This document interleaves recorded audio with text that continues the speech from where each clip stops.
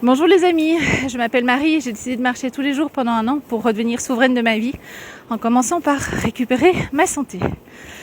Je vous ai fait une vidéo hier où je parlais de la différence entre avoir envie d'être en relation, d'être avec quelqu'un et le fait d'avoir besoin d'être en relation. Et en vous expliquant ça, je vous ai parlé d'indépendance. Je vous ai dit que quand on était dans l'envie plutôt que dans le besoin, c'est parce qu'on avait la capacité d'être indépendant. Indépendant pour gérer sa vie, prendre ses décisions, etc. Et figurez-vous que je me rends compte que j'ai pas utilisé le terme le plus juste et j'avais envie de revenir là-dessus. Pourquoi c'est important ?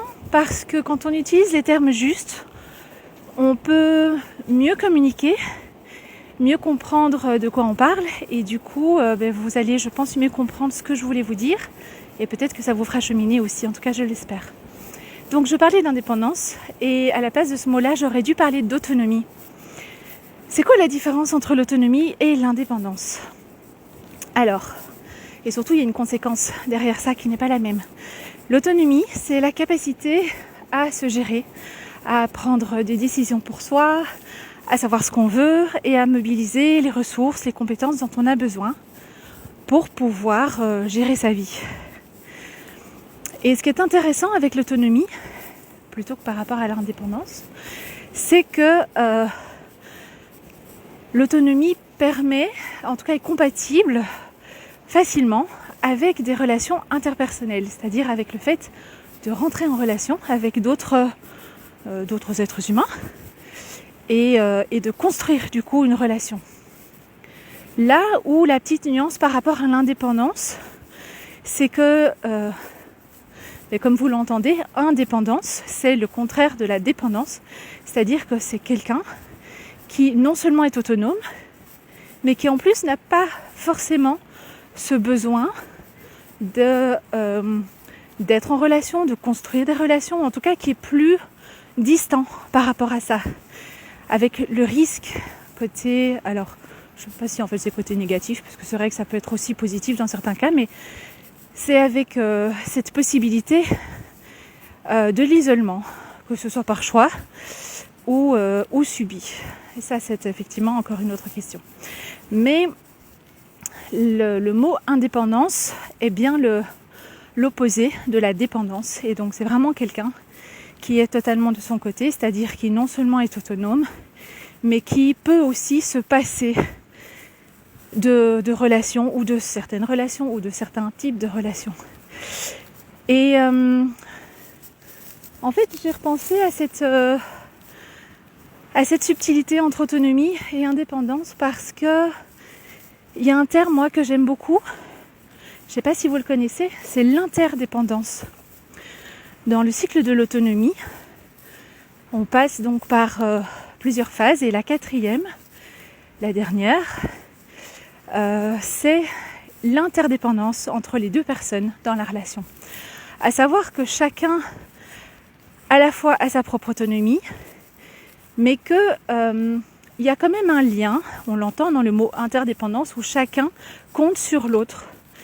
Ce qui est extrêmement beau, parce que, par exemple, dans une relation de couple, parce que c'est souvent à cet endroit-là que ça peut se jouer, c'est le fait que chacun a sa vie, ses propres besoins, prend soin de soi, gère sa vie, mais en même temps, il y a des choses qui se construisent à deux, et il y a des choses pour lesquelles on compte l'un sur l'autre.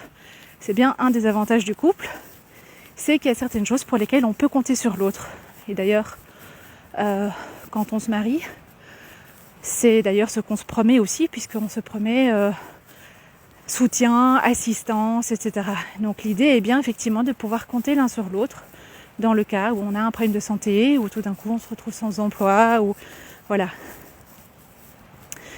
Et ce mot interdépendance, moi je l'aime beaucoup, parce que justement il permet un bon équilibre entre chacun sa vie et puis qu'est-ce qu'on construit ensemble. Donc voilà, j'avais juste envie de revenir sur cette petite notion. Je sais que dans notre société on a tendance à beaucoup utiliser le mot indépendance Je pense que c'est lié aussi au fait qu'on est dans une société, en tout cas en Occident, assez fort individualiste. En tout cas, c'est mon point de vue sur la question. Et qui dit individualisme dit aussi un peu une mise sur piédestal de la liberté de chacun, cette fameuse liberté individuelle, qui en soi, je comprends par rapport à l'histoire de nos pays, c'est plutôt chouette d'avoir acquis une certaine liberté et que chacun puisse faire ses propres choix et qu'on ne soit plus contraint par, je sais pas, que ce soit par l'éducation, par une culture, ou voilà, qu'on soit plus ouvert d'esprit par rapport à ça.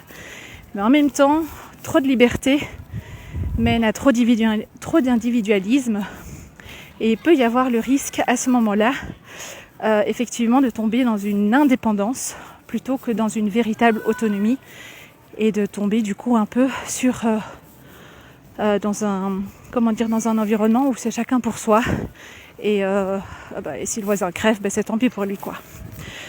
Donc voilà, j'avais envie de vous faire réfléchir à cette petite notion supplémentaire et pour tout simplement vous permettre de vous poser la question: qu'est-ce qui est plus important pour vous? Est-ce que c'est véritablement l'indépendance ou est-ce que c'est plutôt l'autonomie? Voilà. Autre petite information aussi, je vous rappelle que l'être humain est un animal grégaire.